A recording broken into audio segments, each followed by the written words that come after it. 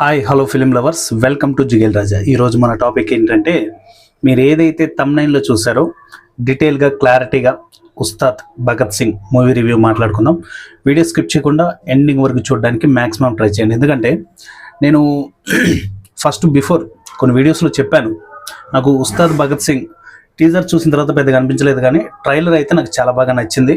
అంటే ఒకరు ఒపీనియన్ పక్కకు పెట్టేసేయండి, అంటే మీరు ఇప్పటిదాకా చూసిన రివ్యూస్ ఇవన్నీ కూడా బాగలేదు, అంతంత మాత్రమే, యావరేజ్, రకరకాలుగా బాగా సూపర్ హిట్ ఉంది, బ్లాక్ బస్టర్ హిట్ అయింది అని చెప్పేసి రకరకాల వాళ్ళు ఒపీనియన్స్ చెప్తూ ఉంటారు.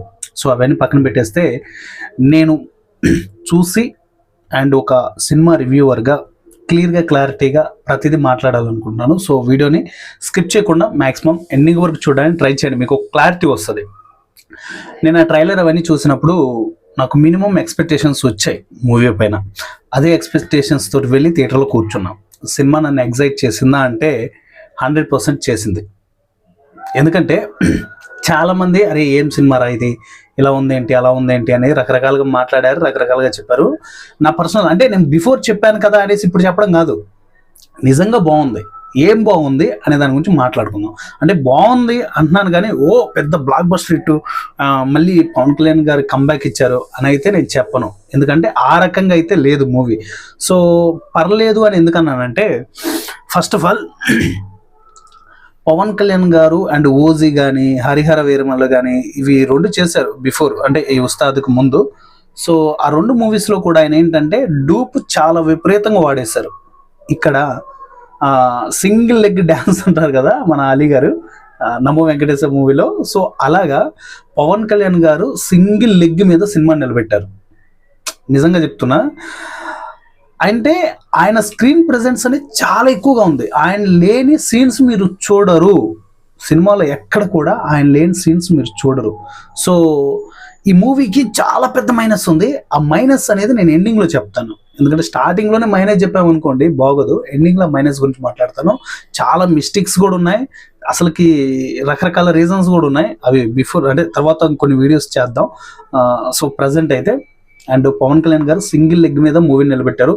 సినిమా ఫస్ట్ హాఫ్ అయితే మాత్రం నచ్చిందబ్బా.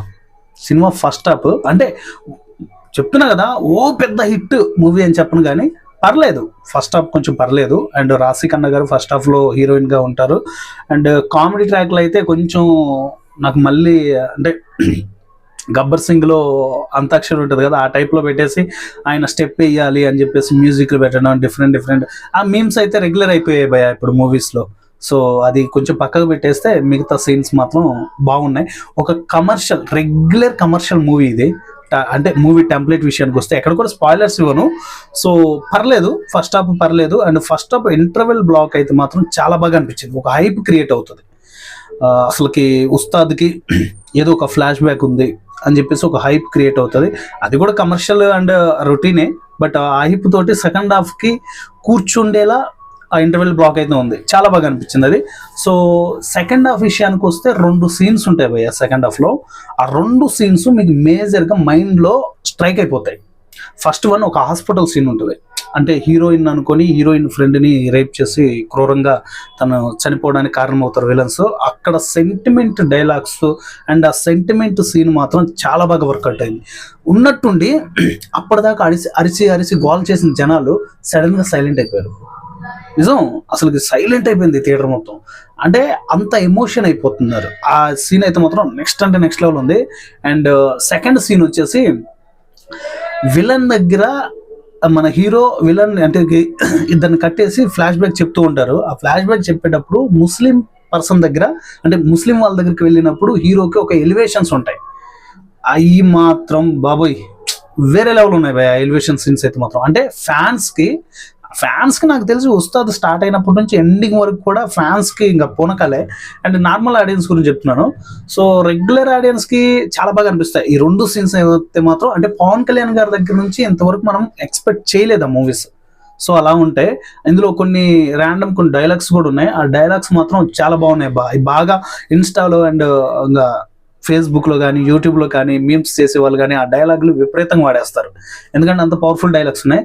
ఇంకా రెగ్యులర్ మనం బిఫోర్ చూపించిన ట్రైలర్లో కానీ ఆ డైలాగ్స్ అంటే గ్లాస్ పగిలే కొద్ది పదును ఎక్కువ ఇలాంటి డైలాగ్స్ ఉన్నాయి కదా, ఇలాంటి ప్రాసలు అయితే మాత్రం వేరే లెవెల్ ఉన్నాయి, బాగున్నాయి. అంటే మరీ ఓవర్ ఉన్నాయి, మరీ దారుణంగా ఉన్నాయి చెప్పలేం కానీ పర్లేదు, బాగున్నాయి. అండ్ రెగ్యులర్ ఆడియన్స్కి అయితే మాత్రం one time watchable movie.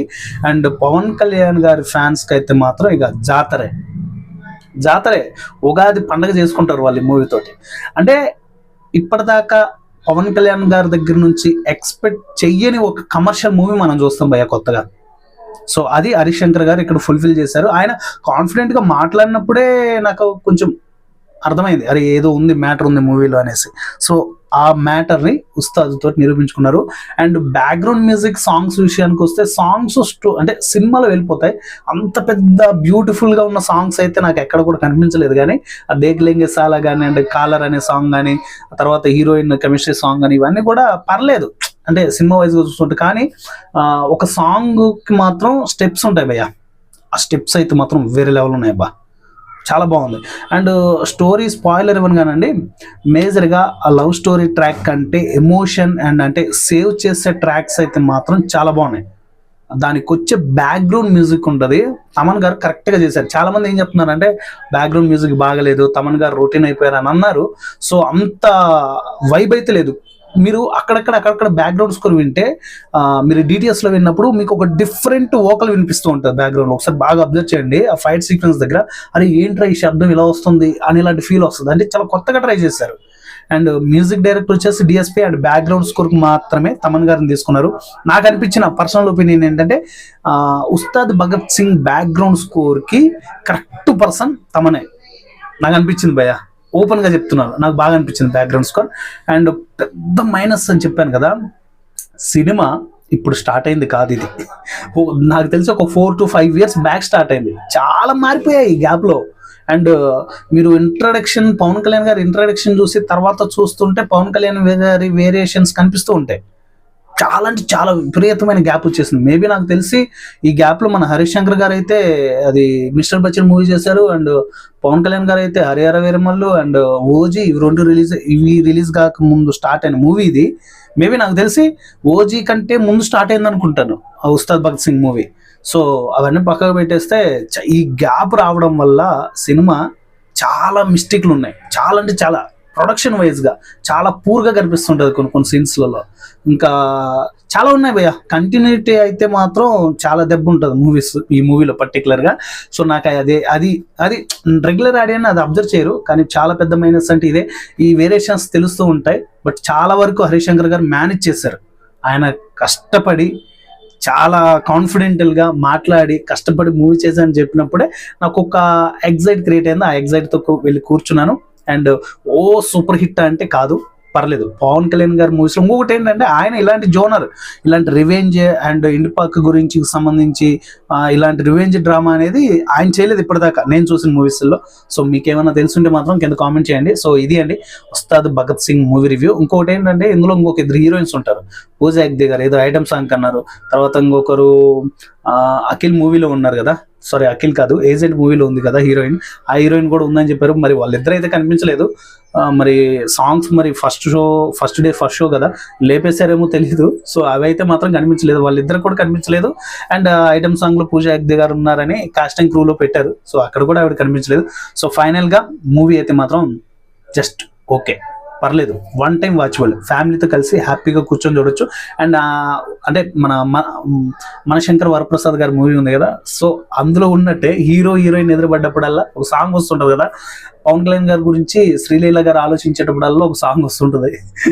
So అంటే చాలా రెగ్యులర్ అయిపోతున్నాయి. కొంచెం ఆ ట్రాక్ నుంచి తప్పుకొని కొంచెం కొత్తగా ట్రై చేస్తే బాగుంటుందేమో అని నా అభిప్రాయం. ఎందుకంటే ఇప్పుడు చూడండి ధురంధర్ మూవీ ఎలా ఉందో, సో ఆ రేంజ్ కాకపోయినా మన తెలుగు నెగిటివిటీకి తగ్గట్టు ఇక్కడ కొంచెం ఆ స్టోరీ లైన్స్ అండ్ స్టోరీలు రొటీనే ఉంటాయి భయ్య, స్క్రీన్ ప్లే ఇక్కడ మ్యాజిక్ చేయాల్సింది. అది కొంచెం చేంజ్ చేస్తే మూవీ చరిత్రే అంటే జోనరే మారిపోతుంది. సో అది మారుస్తారని, నెక్స్ట్ రాబోయే మూవీస్లోనైనా మారుస్తారని నేనైతే గట్టిగా కోరుకుంటున్నాను. మార్చాలి, ఎందుకంటే ఇదే రెగ్యులర్ కొట్టుడంటే కష్టం. కొంచెం ట్రై చేశారు హరిశంకర్ గారు, దానికి మాత్రం హరిశంకర్ గారు గ్రేట్ అని చెప్పుకోవాలి. సో ఫైనల్గా మూవీ అయితే మాత్రం 1 man show. And villain character కూడా పర్లేదు, అక్కడక్కడ చాలా బాగా చేశారు. ఇంకొక ట్విస్ట్ ఉంటుంది, ఆ ట్విస్ట్ మీరు మూవీలోనే చూడాలి. సో ఇది గైస్ ఇవాళ వీడియో. మన జిగేల్ రాజు యూట్యూబ్ ఛానల్ని సబ్స్క్రైబ్ చేయకపోతే ఇలాంటి మూవీ రివ్యూస్ కోసం, డిస్కషన్ వీడియోస్ కోసం, మూవీ అప్డేట్స్ కోసం ఛానల్ని సబ్స్క్రైబ్ చేసుకుని అలాగే పక్కన వస్తున్న గంట క్లిక్ చేసి బెల్ నోటిఫికేషన్ ఆన్లో పెట్టుకోండి. ఫర్దర్గా నేను ఏ వీడియో పిన్నా మీకు నోటిఫికేషన్ రూపంలో రావడం జరుగుతుంది. నెక్స్ట్ వీడియోలో మళ్ళీ కలుసుకుందాం. Thank you.